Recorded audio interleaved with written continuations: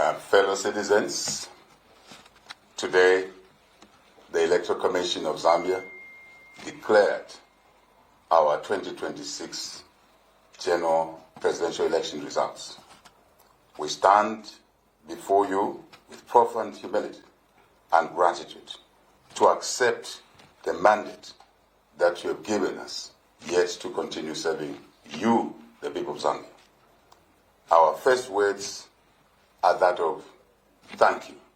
Thank you very much to all of you for making a decision, this dramatic, historic decision, to allow us to continue serving you for another term of 5 years, God willing. We thank the Almighty God, whose grace has sustained our nation and preserved our peace. We thank the millions of Zambians who stood patiently in queues to exercise their democratic right to vote. We thank the millions of Zambians who, again, as citizens, have taken a clear direction of what they want their country to be. And this is what our democracy is all about. Choices of those that are to serve us for a period of time. In our case, 5 years. Thank you to you, the people of Zambia. Zambians have again demonstrated your love for democracy, your maturity, your resolve to make decisions such as to elect your leaders peacefully, without exercising what I call negative behavior, veering on the side of negative behavior. We thank the Electoral Commission, the men and women in the Commission that have worked so hard to deliver this election. It's a challenge to run an election like ours. It's complicated. It's not as simple as people think from the outside. So we thank them for that. All of them, without exception. Leadership, chair, commission, the staff, executive, the staff, and those support staff that were recruited to support the process in well over 13,500 polling stations. We had citizens, I think numbering over 80,000 in total, or thereabout, working to deliver this election. Thank you to you all. We thank you and respect the choice that you made as a people. Democracy, as I said, is there to guide us in a civilized way. And anything short of making decisions in a civilized way cannot save this country. Not for a day, not for a month, not for any period longer than that. Because it will not sustain, or it will not be sustained. Here is the message. Whether you voted for this candidate then, and now president-elect, but still running as president under our constitution until they're swearing in, because there's no gap that obtains in our constitutional arrangement, it does not matter. You exercise your right to vote, to choose a leader you believe who will serve you to the best of your needs. So we say to all of you, you're equal citizens. Those who voted for us, those who didn't, you're equal citizens. There's no discriminatory understanding of who voted and their favor. Those who didn't vote for us, they're not favored. The process allows us to elect leaders, yes, but once the leader is elected, you serve all of the people of Zambia fairly, equitably. And that's what we demonstrated that we're able to do after the 2021 elections.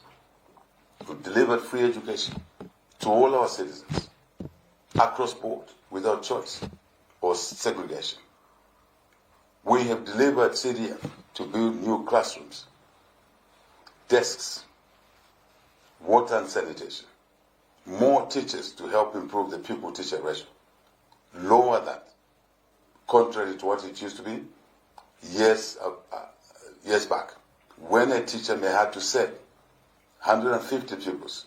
Now the number is getting less and less as we continue to employ more teachers so that we can further improve the quality of education for all our children. But the most important thing is that our children have access to education, which they could not before. many of our children were out of school. How do we know that?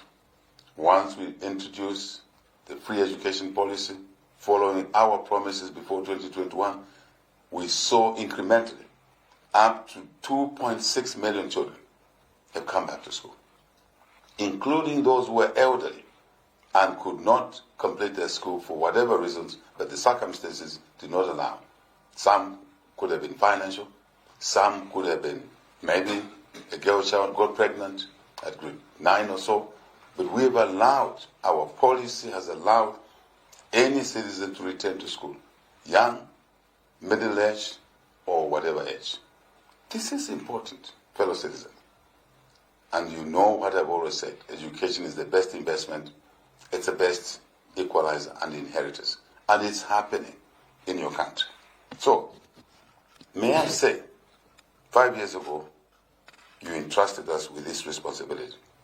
And in many cases, we walked, majority of the cases, overwhelming cases, we walked the talk. I've just cited free education. I'll cite another example, debt restructuring. We committed to you that the debt mountain, the default which was occasioned by those who were in office before us, was choking us as a people, like a python around our necks, waist and legs. But we've been able to unwrap that python now. And we've created headroom, space, revenues, savings, $1.9 billion of savings per year from debt service. And that's the money we've been able to apply in free education, enhancing CDF, and sustaining even things that we had not offered initially, examination fees being now taken care of by the government, your government. This is how we see public office, to serve you better, without segregation, without exception. May I say that the decision you have made, or you made a few days ago, on the 13th of August, to re-elect us into office, is a serious show of confidence to us and our teams. And we don't take it for granted. We don't take it lightly. We take it very, very seriously. And our obligation is to return that favor by serving you, and serving you better. Citizens, fellow citizens, we've come a long way. Just reflect where we were 5 years ago, how difficult it was 5 years ago, in many respects. It's not just those who are in jobs that we've had to deal with in terms of disposable incomes, improved by, enhanced by free education, social cash transfer, which has been increasing over years, cash for work. It is things sometimes we don't pay attention to, such as what? The bursary for secondary school boarding kids. Many parents couldn't afford that. So on top of free education, there's another subvention which ameliorates, if you like, reduces the cost obligation to the parents and leaves more disposable income in the hands of the household with a CDF anchored boarding school fees at every constituency. Never done before in the history of our country. Always bursaries were centralized. Now we've decentralized them. What other relief? Bursaries, scholarships, call them anything, for skills training. Carpenters, those who may not have been able to go to college, to go to university, now they've had the opportunity to do carpentry work, to do metal work, to do bricklaying, to do plumbing, call it, name it. And now they have the opportunity to be given a contract to build a classroom block in their locality, in that constituency. That's how we understand amelioration of the cost of living. It's a myriad of these measures. And your government, this government, will continue doing so. But we also know that we can only do that if we continue to expand the economy, to grow the economy, to bring more investments, to attract more investments going forward. And indeed, the jobs will come out of there. What else? Business opportunities will come out of there. What else? Treasury income to complete the cycle. So we can cycle, so to say, not cycle, cycle. So we can look after the weak in society. Who are they? The young, through the education offerings, free education and attendant facilities. What else? The retirees, those that live with disabilities. In addition to us having provided for them the opportunity to get to Parliament after elections like this through the proportional representation aspect that we brought in through the legal reviews, reforms, constitutional and other secondary laws. It's an opportunity to now have more women in Parliament. It's an opportunity to have more youth in Parliament. 20 women, 15 youth in total, coming from different parties, depending on the election results. And 5 of our fellow citizens living with disabilities. This is what it's all about. That's what we understand public office to mean. And to reinforce, further embed the understanding where I come from, philosophical understanding, that those of us who seek public office and are elected like what has happened must always remember that national interest comes first. And personal interests are subservient to national interests. And when we do that, it will be always easy to make decisions, sound, good decisions. National interest first, I repeat, personal interest subjected to national interest. And if we do it correctly, our personal interests will be taken care of because we are a nation first. That's extremely important to us. So I want to say to you, colleagues, that the next 5 years will focus on growth to deliver what I've just said. Growth through investments in different sectors for more jobs, more business opportunities, more treasury revenue. And then this becomes a cycle, call it anything. It comes in and out, and growth will ease even further the cost of living, which we understand. But I've tried to explain today, fellow citizens, on how we've been working to put a package of measures, a myriad of measures, to ameliorate the cost of living. And you can count on us that we'll continue doing that over the years ahead. During our campaigns, we heard you. We traversed the country. We heard your concerns. And we will be basically pulling all of these concerns across the 10 provinces, in the 116 districts, 226 constituencies, 1,858 wards. All of these views, of course, not every view will be repeated by many others, but the greater majority of them, the themes have come through. Continue with free education. That's what Zambians told us. You've made our lives different, better. Continue with CDF. The citizens talking to us.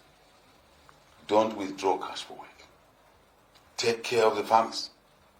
So when we produce, we answer, Mr. President, your call to produce more, like we've done, first ever 5 million metric tons of maize. And now paying them, once they deliver, they weigh their maize at FRA within 2-3 days. Never done before. So all of these are well-selected, well-combined offerings as a package to the people. We can go to other areas, urban areas, crossing points, call them bridges, drainages. We heard all of that. And we'll be pulling them together to serve you better. I think that's our commitment to you. Very serious commitment to you. I must say that it is important that hope in a young person is what must be retained at all the times. You remain hope for citizens young and apply your minds how you can actualize that hope. But what you can be sure, your government will provide the support that is needed, as always. I think it's important for us to celebrate the decision of the people, the election results. Let us be in a position where we respect as we celebrate each other.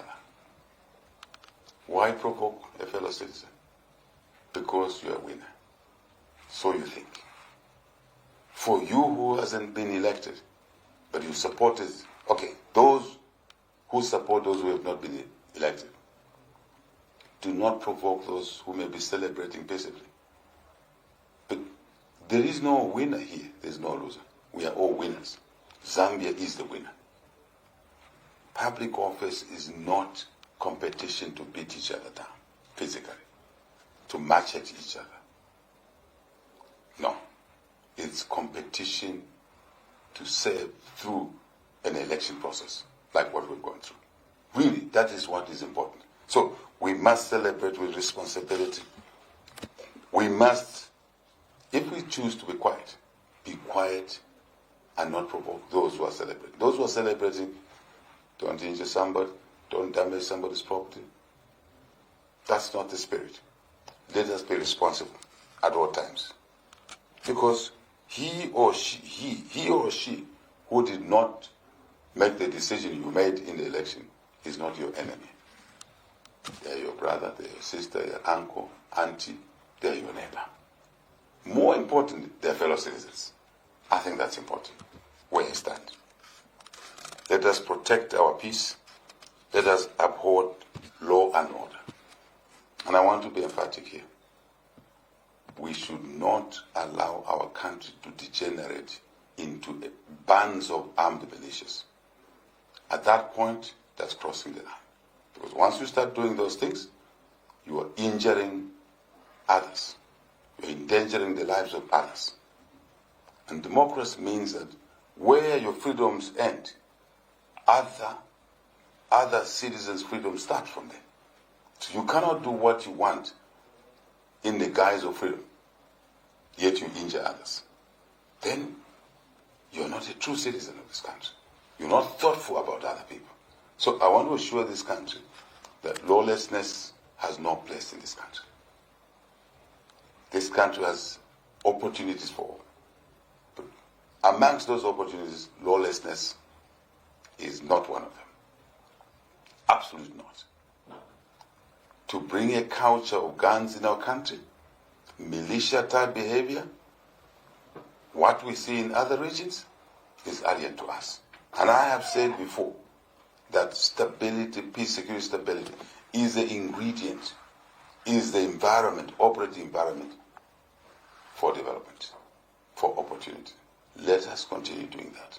Let us as citizens reject 1, 2 more of citizens who are veering in that noble area.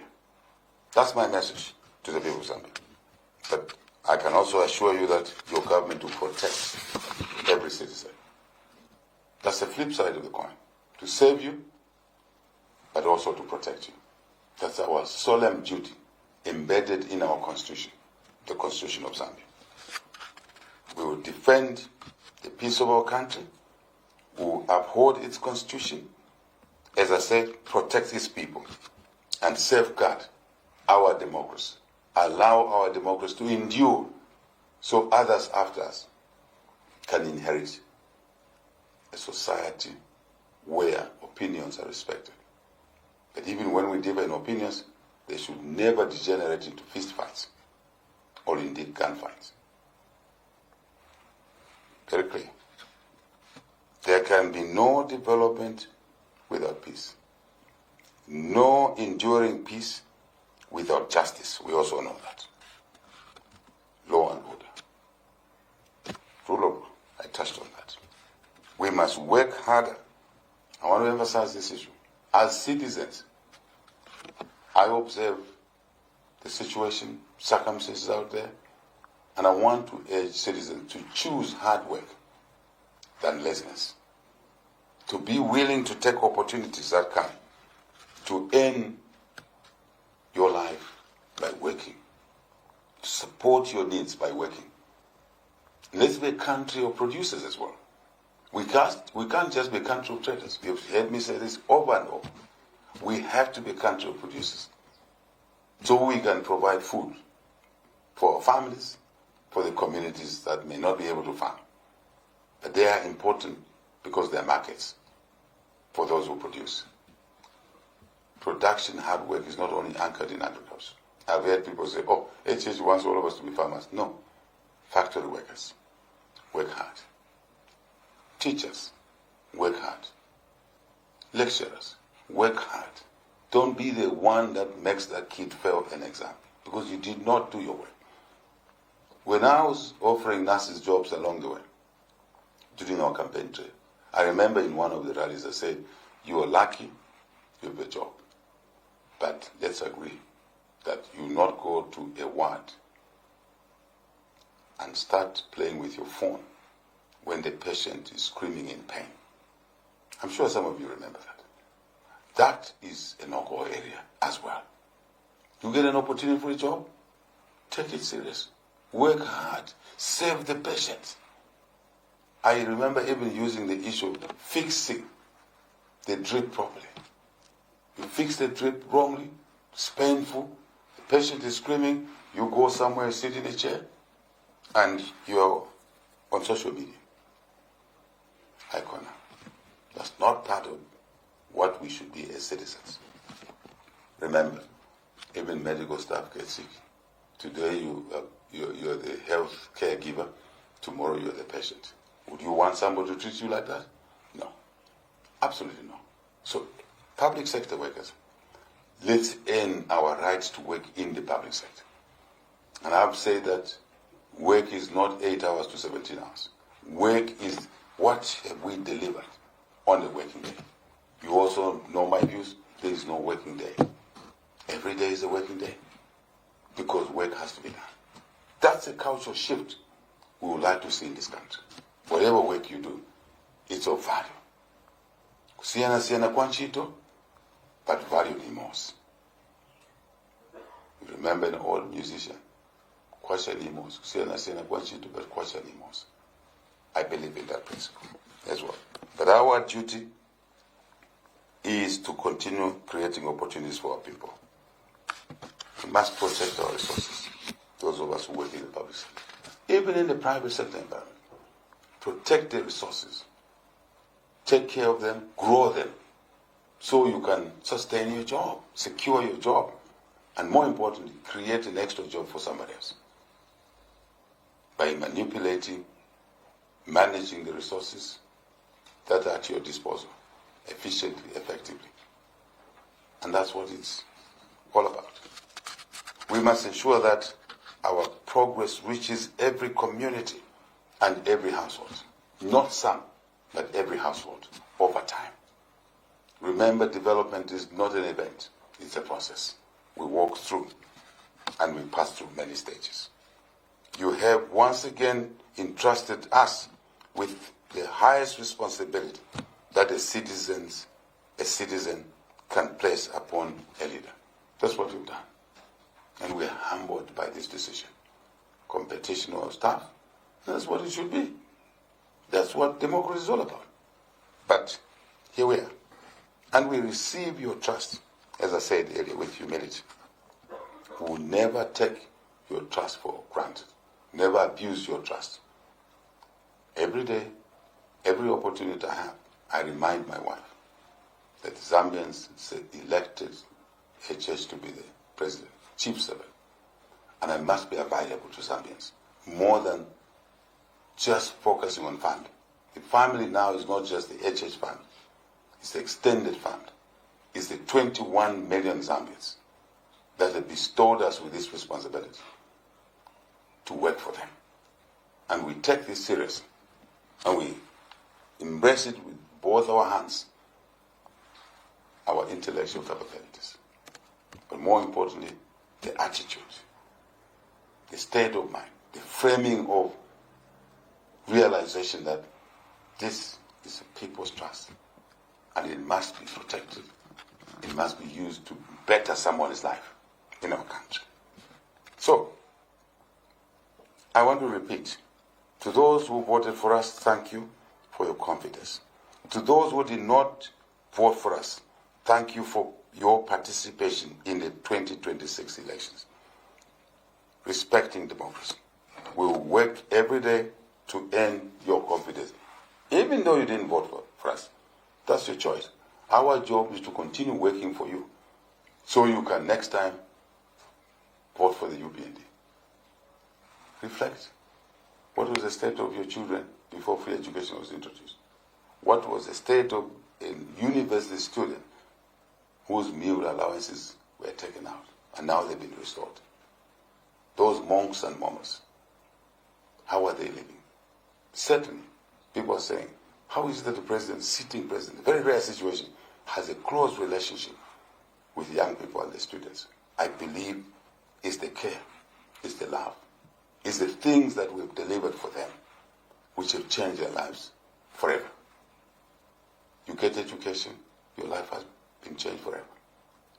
Use it properly. I think that's where this relationship is coming from. And I will continue working hard so that the young people, we and our team will continue working hard so that their confidence in us is not eroded by us not delivering on their expectations. This is important. Social contract is very important. I must say, from this moment on, we will continue the journey we have been on in the last 5 years. And Zambians, when they are not happy, they must say so to us. When they are happy, it's good if they say so. But even if they are not happy with something, in the last 5 years, we've demonstrated that we don't resolve our unhappiness through street fights, through strikes at our workplaces, damaging property, damaging assets, the very assets which earns income for us, and salaries, so to say, in simple language.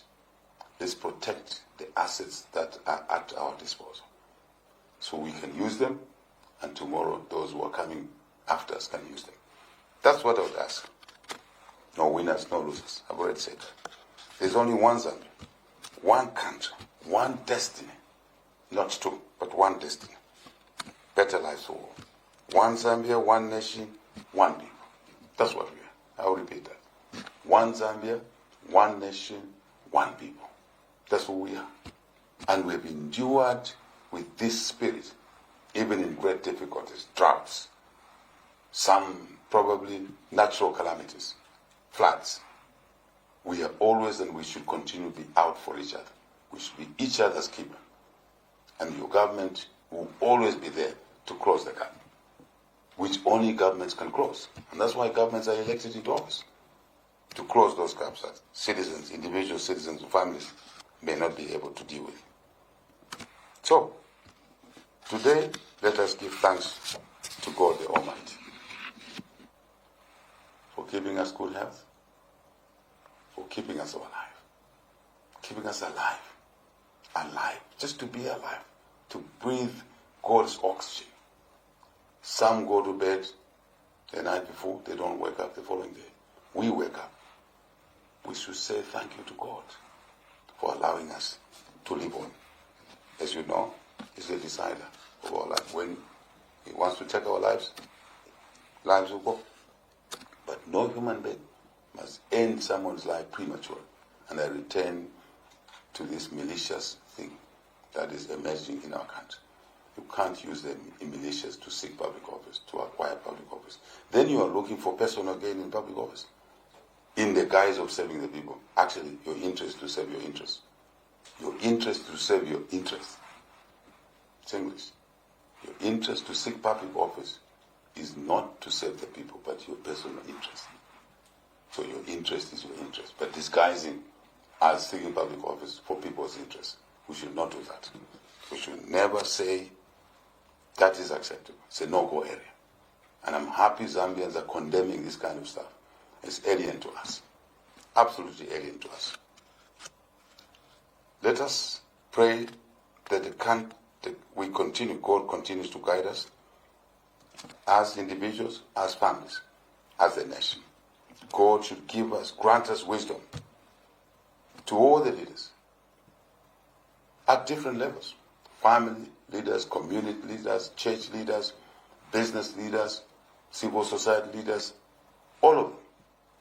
in public sector and private sector. We seek God's wisdom as we protect our people, as we keep our country peaceful, as we keep our country united, but more importantly, prosperous. That, in the inverse way, is what assures us of stability. People can see opportunities in their lives. May we, for us, elected like me,